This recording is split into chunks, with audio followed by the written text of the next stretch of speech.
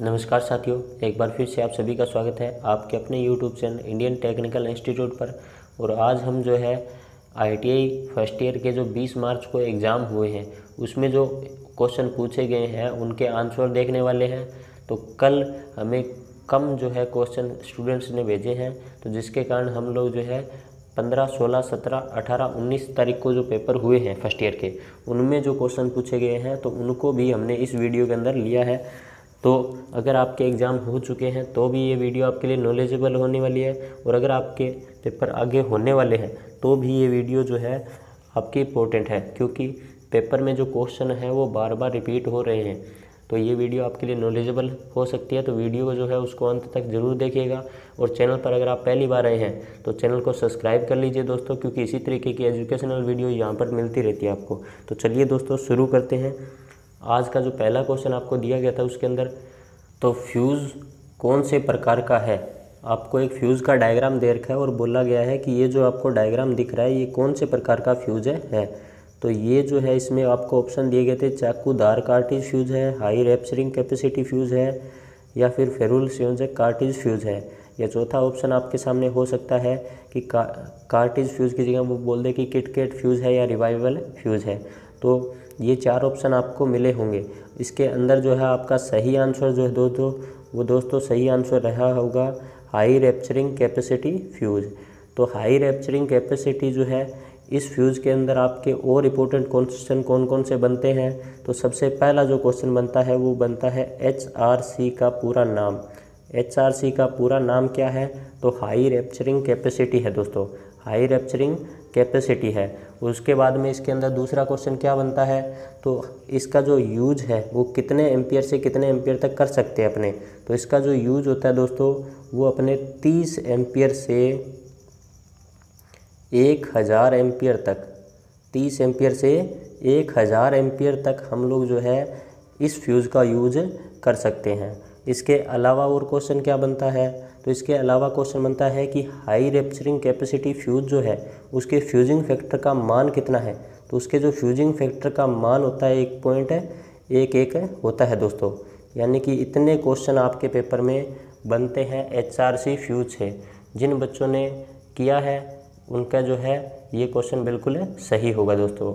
उसके बाद में नेक्स्ट क्वेश्चन देखते हैं। तो नेक्स्ट क्वेश्चन के अंदर आपसे क्या पूछा गया है, तो नेक्स्ट क्वेश्चन के अंदर आपसे पूछा गया है कि सीसा अम्ल बैटरी में ऋणात्मक प्लेट बनाने हेतु कौन सा पदार्थ प्रयोग होता है। सीसा अम्ल बैटरी में ऋणात्मक प्लेट बनाने हेतु कौन सा पदार्थ उपयोग होता है, ये क्वेश्चन पूछा गया है। ऑप्शन आपको दिए गए lead dioxide, spongy lead, lead peroxide, या फिर लेड सल्फेट। ये ऑप्शन आपको पेपर में दिए गए थे। तो इसमें जो है आपको जो है सही आंसर क्या रहा होगा, तो इसके अंदर जिन बच्चों ने बी ऑप्शन किया है स्पंजी लेड, स्पंजी लेड जिन बच्चों ने किया है उनका यह क्वेश्चन जो है बिल्कुल सही रहेगा दोस्तों। अब बात करते हैं कि ये जो स्पंजी लेड होता है ये क्या होता है। तो ये जो स्पंजी लेड होता है आपका पीबी से जो है अपने स्पंजी लेड को शो करते हैं पीबी से।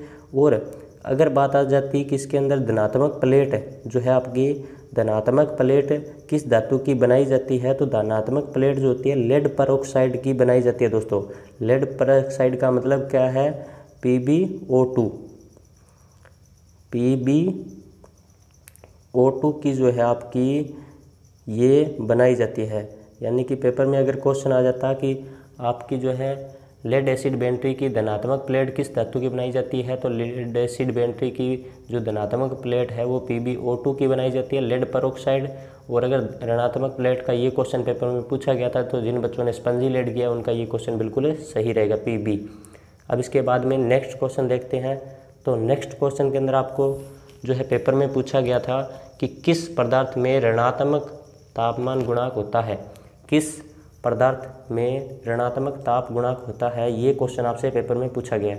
तो इसका अंदर ऑप्शन आपको दिए गए हैं, अब्रक होता है, यूरेका होता है, या तांबा होता है, या फिर मैग्नीन होता है। यानी कि इनमें से कौन से पदार्थ का जो है तापमान आपका जो है ऋणात्मक होता है।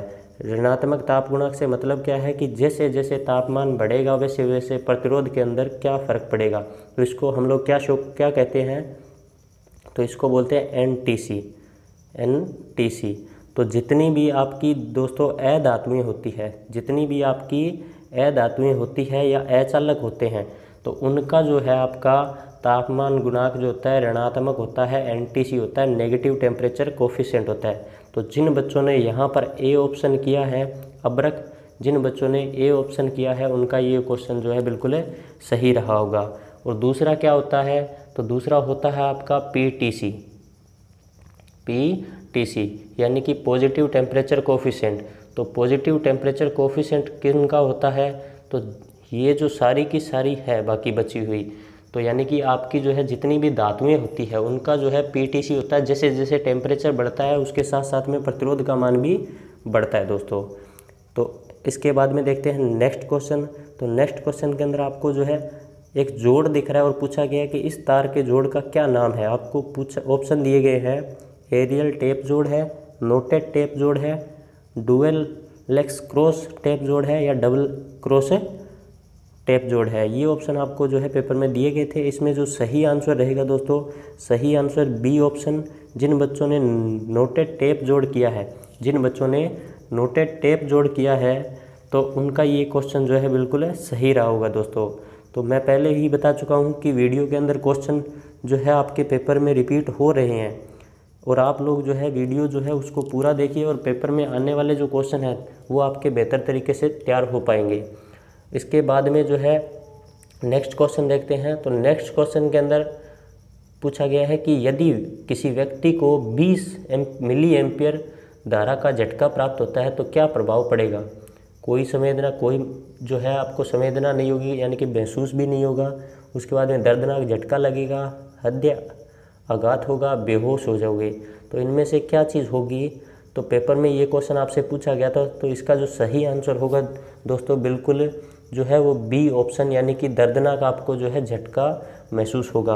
और अगर पेपर में ये पूछ लेता कि अगर 50 मिली एम्पियर की करंट व्यक्ति को दी जाए तो क्या होगा, तो व्यक्ति की जो है मृत्यु हो जाएगी। यानी कि आपको जो है अगर पेपर में मिलता 50 मिली एम्पियर, 50 मिली एम्पियर अगर किसी व्यक्ति को जो है सप्लाई दी जाए तो क्या होगा, तो 50 मिली एम्पियर अगर सप्लाई दी जाएगी तो व्यक्ति की मृत्यु हो जाएगी। अगर जो क्वेश्चन पेपर में ये पूछता कि दर्दनाक झटका व्यक्ति को कब महसूस होता है, और उसमें आपको 20 मिली एम्पियर का ऑप्शन में नहीं मिलता, 50 milliampere, 60 milliampere, 100 milliampere ऐसा ऑप्शन में मिलता, तो आपका 50 मिली एम्पियर जो है सही आंसर होता उस टाइम। तो चलिए दोस्तों नेक्स्ट क्वेश्चन देखते हैं। नेक्स्ट क्वेश्चन के अंदर जो है आपको पूछा गया है कि फ्लोरोसेंट ट्यूब लैंप में टंगस्टन इलेक्ट्रोड को किस पदार्थ से लेपित किया जाता है। यानी कि आपकी जो फ्लोरोसेंट ट्यूब होती है उसके अंदर जो फिलामेंट लगे होते हैं उसके अंदर उसके ऊपर क्या जो है धातु, कौन सी टेपिंग की जाती है। उसके बाद में ऑप्शन आपको दिए गए हैं, silver oxide, phosphorus powder, fluorescent powder, barium तथा स्ट्रोंशियम ऑक्साइड। तो इसका जो सही आंसर रहेगा, जिन बच्चों ने डी ऑप्शन जो है किया है बेरियम तथा स्ट्रोंशियम ऑक्साइड, तो उनका जो है यही ऑप्शन बिल्कुल सही रहा होगा दोस्तों। अब इसके बाद में देखते हैं नेक्स्ट क्वेश्चन। नेक्स्ट क्वेश्चन के अंदर आपसे पूछा गया है हीटिंग तत्व बनाने के लिए किस सामग्री का उपयोग किया जाता है। हीटिंग तत्व बनाने के लिए किस सामग्री का उपयोग किया जाता है, तो ऑप्शन आपको दिए गए हैं, चांदी, तांबा, नाइक्रोम, एल्यूमिनियम। तो जितने भी आपके हीटिंग एलिमेंट होते हैं दोस्तों, तो जितने भी आपके हीटिंग एलिमेंट की जब भी बात आएगी तो वहाँ पर आपका जो है नाइक्रोम जो धातु होती है उसका उपयोग किया जाता है। तो जिन बच्चों ने सी ऑप्शन किया है उनका आंसर बिल्कुल सही रहा होगा। अब इसके बाद में देखते हैं नेक्स्ट क्वेश्चन। तो नेक्स्ट क्वेश्चन के अंदर आपको दिया गया है मूल श्रेणी में संचेतक चिन्ह के पक्ष भाग का रंग क्या होता है। यानी कि आपको जो है जितने आपके सुरक्षा चिन्ह होते हैं उनमें से ये क्वेश्चन पूछा गया है कि आपका जो चेतावनी चिन्ह है, चेतावनी चिन्ह की पृष्ठभूमि का रंग कैसे होता है। तो सबसे पहले तो देखते हैं चेतावनी चिन्ह का डायग्राम कैसा होता है। तो इस तरीके का आपको डायग्राम दिखता है, यानी कि आपको त्रिभुजाकार जो डायग्राम है वो दिखता है। उसके अंदर जो बैकग्राउंड कलर होता है, बैकग्राउंड कलर पूछा गया है, तो बैकग्राउंड कलर जो होता है त्रिभुजाकार का वो आपका होता है पीला। यानी कि आपका पीला जो कलर है वो आपका त्रिभुजाकार जो होता है या फिर अपने चेतावनी जो चिन्ह होता है उसका होता है। अब इसके बाद में अगर पेपर में वो पूछ लेता कि आवश्यक चिन्ह है कि बैकग्राउंड कलर कैसा होता है, तो नीला होता है। उसके बाद में अगर वो पूछ लेता कि आपका जो है निषेधात्मक चिन्ह है कि बैकग्राउंड का कलर कैसा होता है, तो श्वेत होता है। अगर वो पूछ लेता कि आपके जो है सूचना चिन्ह है कि बैकग्राउंड का कलर कैसा होता है, तो हरा होता है। ये पेपर में पूछे जाने वाले क्वेश्चन थे। अब इसके बाद में देखते हैं नेक्स्ट क्वेश्चन। तो नेक्स्ट क्वेश्चन के अंदर आपको जो है एक डायग्राम दिख रहा है और पूछा गया है कि किस प्रकार का वाटमीटर है। आपको ऑप्शन दिए गए हैं 3 अवयव 4 तार वाटमीटर, 2 अवयव 3 कला वाटमीटर, 3 अवयव 4 कला वाटमीटर। इसके बाद में CTPT 3 चरण 2 अवयव के साथ में। अब आपका जो पेपर में ये क्वेश्चन पूछा गया था, तो जिन बच्चों ने इसका जो आंसर है किया है बी ऑप्शन 2 अवयव 3 कला वाटमीटर, तो उनका ये जो आंसर है वो बिल्कुल सही रहा होगा दोस्तों। अब इसके बाद में देखते हैं नेक्स्ट क्वेश्चन। तो नेक्स्ट क्वेश्चन के अंदर आपसे पूछा गया है किस स्थिति को अनुनाद RLC सर्किट कहा जाता है। यानी कि आपको जो है रेजोनेंस या अनुनाद की जो स्थिति होती है वो बतानी थी कि रेजोनेंस या अनुनाद की स्थिति किसको बोला जाता है। तो दोस्तों XL बराबर XC की जो स्थिति होती है, XL बराबर XC की जो स्थिति होती है उसको रेजोनेंस या फिर जो है अनुनाद की स्थिति बोला जाता है। और इसके अंदर जो पावर फैक्टर का मान होता है, यानी कि इसके अंदर जो है पावर फैक्टर का जो मान होता है वो आपका इकाई होता है दोस्तों। रेजोनेंस की स्थिति के अंदर पावर फैक्टर का मान कितना होता है, इकाई होता है। ये भी आपसे आगे वाले जो पेपर है उनमें पूछे जा सकता है क्वेश्चन। अब इसके बाद में नेक्स्ट क्वेश्चन देखते हैं। तो नेक्स्ट क्वेश्चन के अंदर आपको क्या है, एक डायग्राम दे रखा है व्हीटस्टोन ब्रिज के अंदर, और पूछा क्या गया है व्हीटस्टोन ब्रिज की संतुलन की अवस्था में अज्ञात प्रतिरोध RDC का मान ज्ञात कीजिए जब आपको जो है P का मान दे रखा है, Q का मान दे रखा है, S का मान दे रखा है। तो अब पेपर में पूछा क्या आपसे, तो आपको जो है R प्रतिरोध जो है उसका मान बताना था दोस्तों, और जिसके अंदर आपको 3 प्रतिरोध जो है दे रखे हैं। तो आप कैसे निकालोगे, तो इसके अंदर जो है फॉर्मूला मैं आपको बता देता हूँ। तो यहाँ पर आपको मान निकालने के लिए क्या करना है कि आपको मान निकालना है R का। तो R का मान निकालने के लिए आप फॉर्मूला कौन सा यूज़ करेंगे, तो फॉर्मूला आप यूज़ करेंगे Q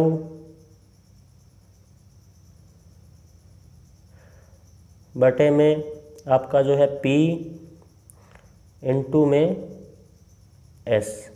ये फॉर्मूला आपका जो है यूज़ किया जाएगा। तो यहाँ पर अपने वैल्यू रख के देखते हैं। तो वैल्यू रखेंगे, Q की वैल्यू कितनी है आपकी 200 बटे में 400 इंटू में 12।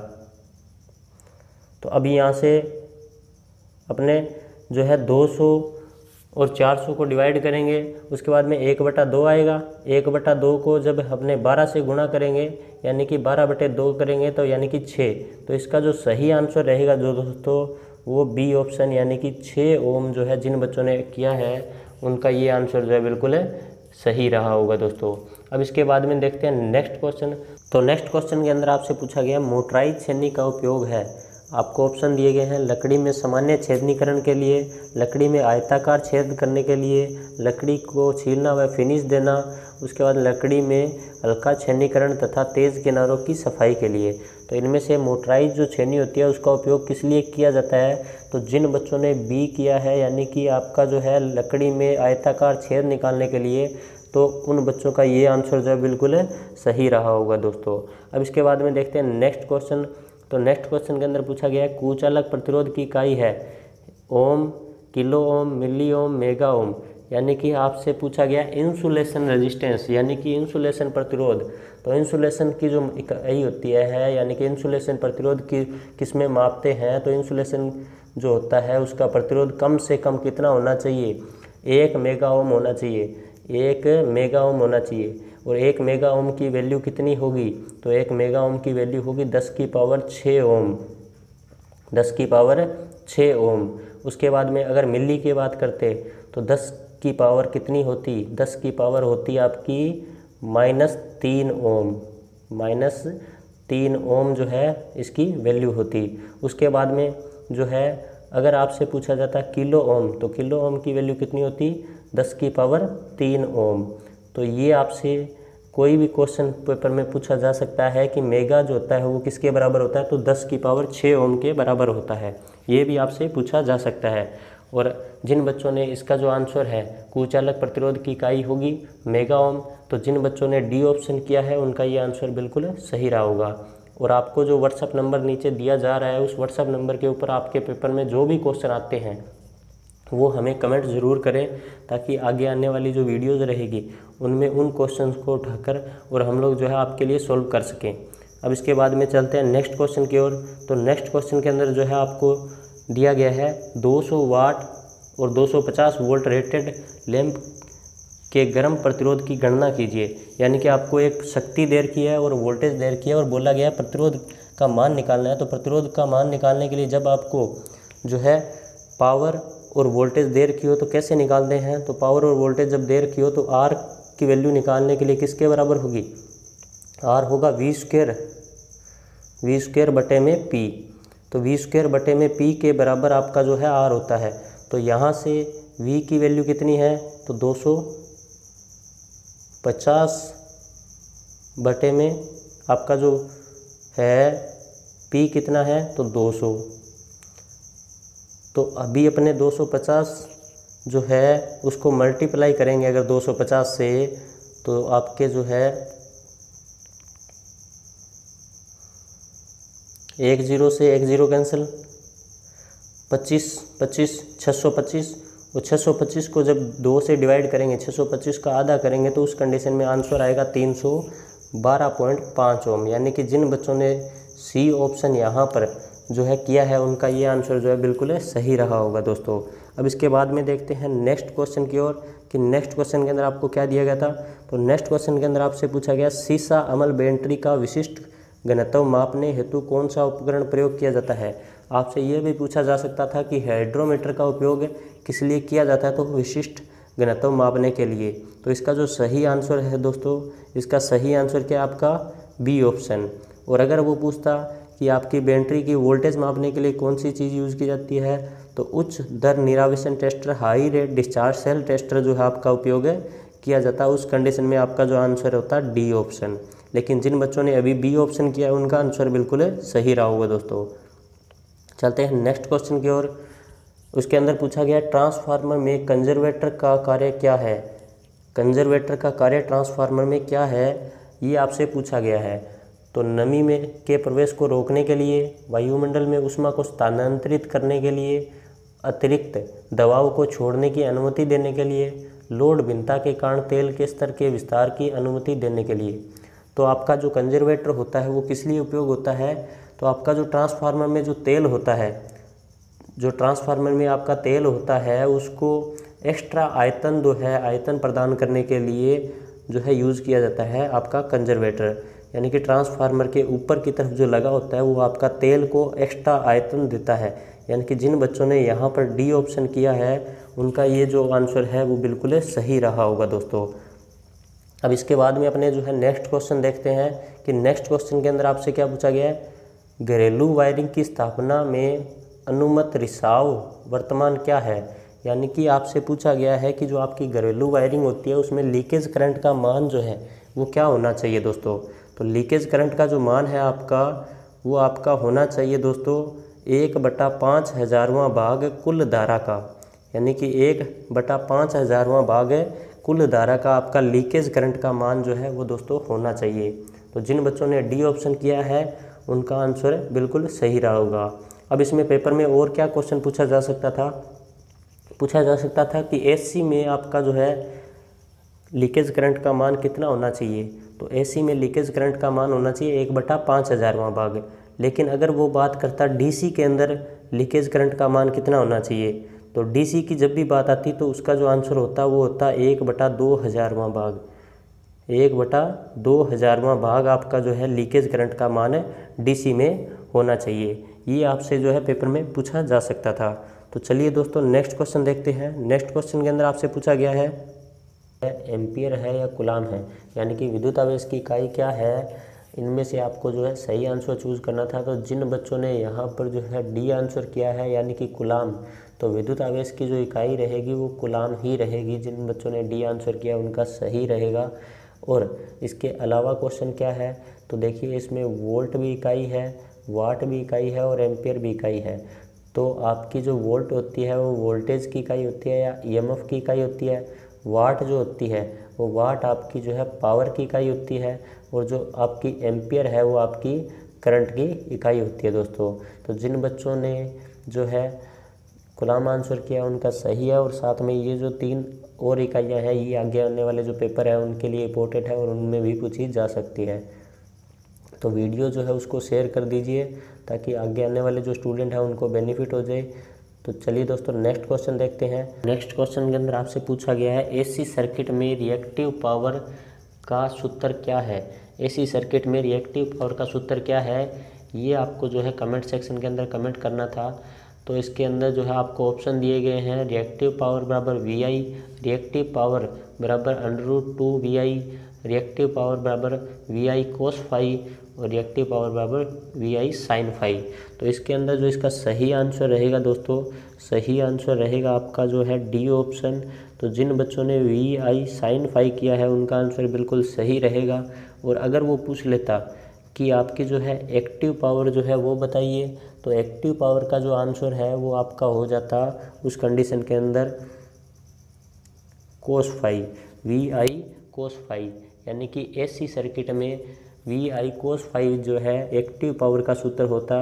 और अगर वो पूछ लेता कि DC सर्किट के अंदर पावर का सूत्र बताइए, तो आपका जो है VI उसका जो सही आंसर होता। और अगर वो पूछ लेता 3 फेज़ के अंदर बताइए, तो यहाँ पर जो है 3 फेज़ के लिए √3 से मल्टीप्लाई हो जाता।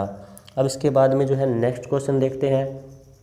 तो नेक्स्ट क्वेश्चन के अंदर आपसे पूछा गया है फ्लक्स घनत्व हमेशा चुंबकीय बल से पीछे रहता है, किसको परिभाषित करता है। यानी कि आपका जो फ्लक्स घनत्व होता है वो चुंबकीय बल यानी कि फ्लक्स घनत्व और चुंबकन बल H के बीच में एक आपको जो है, मैंने चुंबक चैप्टर जब आपको करवाया था तो उस टाइम एक जो है ग्राफ बना के भी दिखाया था। तो उसके अंदर वो ग्राफ किसका था, तो वो ग्राफ आपका था वहाँ पर हिस्टैरिसीस का। तो जिन बच्चों ने वहाँ पर मेरी क्लास लगाई है तो उसके अंदर मैंने ये क्वेश्चन करवाया हुआ दोस्तों। तो यहाँ पर इसका जो सही आंसर रहेगा हिस्टैरिसीस। हिस्टैरिसीस जो है वो आपका फ्लक्स घनत्व और चुंबकीय बल के बीच में अनुपात के अंदर ग्राफ खींचा जाता है। तो उसके अंदर जो है आपका फ्लक्स घनत्व हमेशा चुंबकीय बल से पीछे रहता है, जिसके अंदर हिस्टैरिसीस जो है उसको बोला जाता है। और इसको दूर करने के लिए क्या किया जाता है, तो इसके विपरीत दिशा में कोरेसिव फोर्स जो है निग्राहिता बल लगाया जाता है। तो ये आपका जो है आज का लास्ट क्वेश्चन रहेगा। तो उम्मीद करता हूँ वीडियो जो है आपको अच्छी लगी है। तो अच्छी अगर आपको वीडियो लगी है तो लाइक, कमेंट और शेयर ज़रूर कीजिए दोस्तों। अपने दोस्तों के साथ शेयर जो है वीडियो जो भी आपके सामने आ रही है चैनल की, तो उनको शेयर करते रहिए ताकि जो है आपको भी फ़ायदा हो और उन जो बाकी स्टूडेंट हैं उनको भी इसका फ़ायदा हो। और अगर चैनल पर आप पहली बार आए हैं तो चैनल को सब्सक्राइब कर लीजिए, और सब्सक्राइब करने के साथ में जो बेल आइकन आपको दिया गया है इस बेल आइकन के ऊपर प्रेस कर दीजिए, ताकि आगे आने वाली जो ऑल वीडियोज़ रहेगी उनके सब नोटिफिकेशन आपको जो है मिलते रहेंगे, ताकि आप जो है अच्छे से पढ़ाई कर सकें। तो मिलते हैं आपसे किसी और वीडियो में, तब तक के लिए जय हिंद, जय भारत।